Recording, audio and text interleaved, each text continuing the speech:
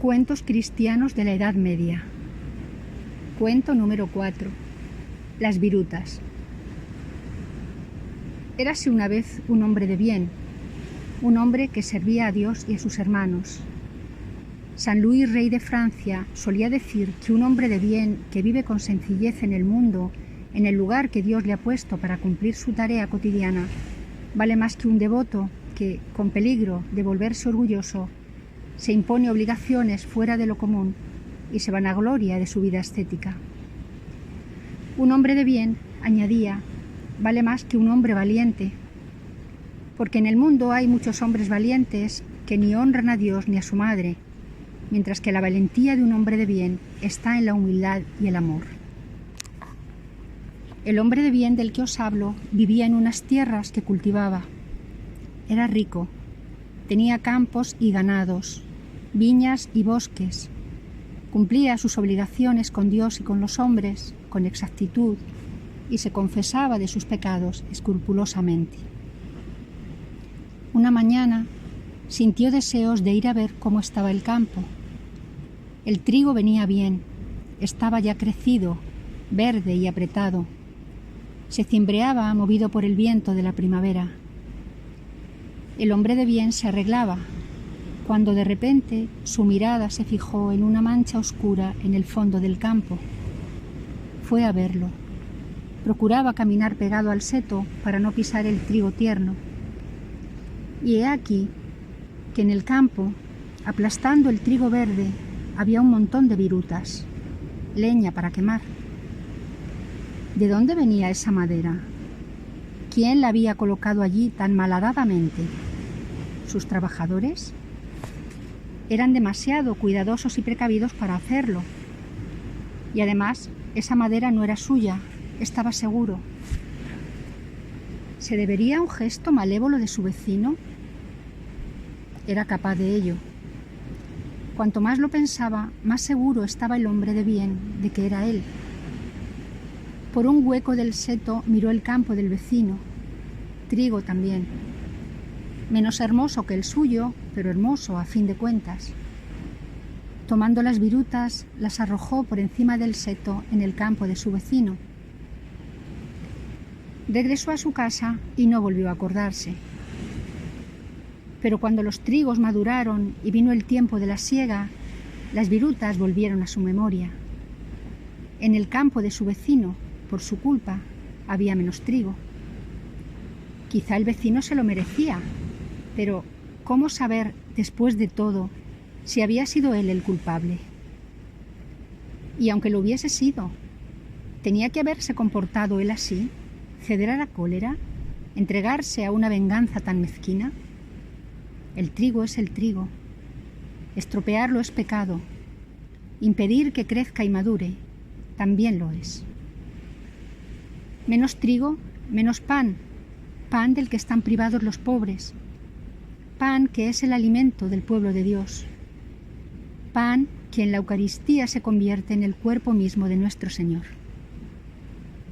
A la tarde, volviendo del campo, el hombre de bien pasó por la iglesia. Fue a hablar con el sacerdote y le pidió confesión. Se acusó de haber arrojado en el campo de su vecino virutas que había encontrado en el suyo. El sacerdote no estimó que el pecado fuese muy grave. En realidad, ni siquiera veía que fuera pecado. Pero como su penitente seguía inquieto y atormentado por el poco caso que le hacía de su falta, le aconsejó que fuera a ver a un eremita que vivía en el bosque cercano y le contara su caso. Al día siguiente, al amanecer, el hombre de bien se puso en camino. En lo más profundo del bosque encontró la choza del eremita. Se arrodilló a sus pies. El eremita lo escuchó y se alegró. Tantos pecadores no miden la gravedad de sus faltas. Encuentran excusas, discuten y buscan tres pies al gato, como si se pudiera huir del juicio de Dios mediante artificios de leguleyos. Tantos hombres se convencen en cualquier circunstancia de que la justicia está del lado de sus intereses. Se alegró, pero no dejó que se trasluciera su alegría. No trató a la ligera la inquietud del hombre de bien. Se la tomó en serio. Esta es, le dijo, la penitencia que te impongo para expiar tu pecado. Saldrás a la búsqueda del bastón seco que en tus manos reverdecerá y producirá hojas y flores. Búscalo por todas partes y no duermas 2 noches seguidas en el mismo sitio hasta que lo hayas encontrado.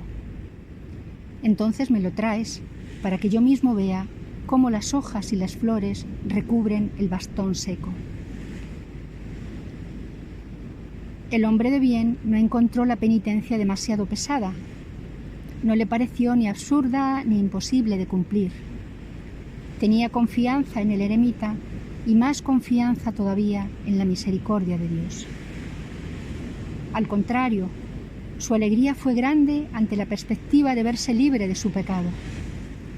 Dejó su casa, sus tierras y sus bienes para salir por los caminos a la buena de Dios.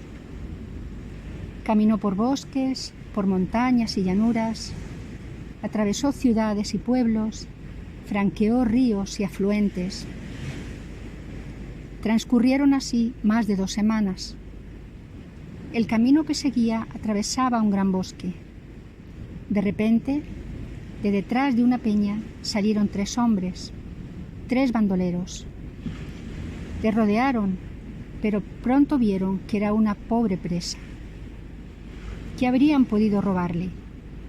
¿Los vestidos polvorientos? ¿Los zapatos usados? ¿El bastón de avellano que antes de partir había cortado en el seto? Viajaba como los discípulos del Evangelio que el Señor envía en misión, sin dinero ni túnica de repuesto. Le soltaron, pero no sin antes haberle preguntado: «Soy un penitente». «¿Desde cuándo?» «Hace menos de 1 mes. Todavía era un hombre rico. Tenía mi casa y mi hacienda». «Para sufrir una penitencia así, hace falta haber cometido un pecado muy grave». «¿Mataste?», le preguntaron con súbito respeto. «¿Matar? De ninguna manera. Dios me libre». Y les contó la historia de las virutas. Estupefactos, los 3 hombres se miraron entre sí. 2 de ellos se burlaron. Con fuertes empellones en la espalda que le hacían tropezar, lo empujaron hacia el camino, deseándole suerte hasta encontrar el bastón seco que florece. El tercero permanecía a un lado. Dejó que sus 2 compañeros regresaran al bosque y se sentó al otro lado de un talud. Por unas virutas arrojadas al campo del vecino, aceptar con tanta alegría aquella pesada, aquella imposible penitencia. ¿Qué penitencia tendría que sufrir él para quedar absuelto de sus pecados? Sus pecados no eran haber arrojado virutas en el campo del vecino. Eran robos y homicidios, traiciones y perjurios, abadías quemadas y noches de desenfreno. De repente echó a correr. En un recodo alcanzó al hombre de bien. Viéndose perseguido, éste tuvo miedo, pero el ladrón no pensaba hacerle ningún daño. Le pidió que le llevase a donde estaba el eremita. Evitando el camino del bosque por temor a los otros 2 bandoleros, volvieron sobre sus pasos por otro camino. El eremita oyó la larga confesión del ladrón. Se dio cuenta de que su arrepentimiento era sincero y que aceptaría de todo corazón la penitencia que le impusiera. La penitencia fue encontrar la fuente que corre de abajo hacia arriba, de río abajo, río arriba, del manantial situado más abajo del caudal que alimenta. El ladrón arrepentido y el hombre de bien escrupuloso partieron juntos.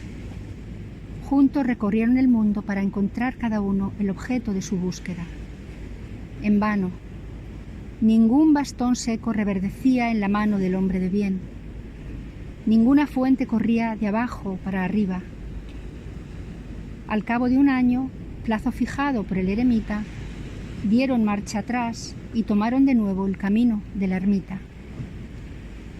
Caminaban cabizbajos, en silencio, sin necesidad de decirse nada, porque compartían los mismos pensamientos.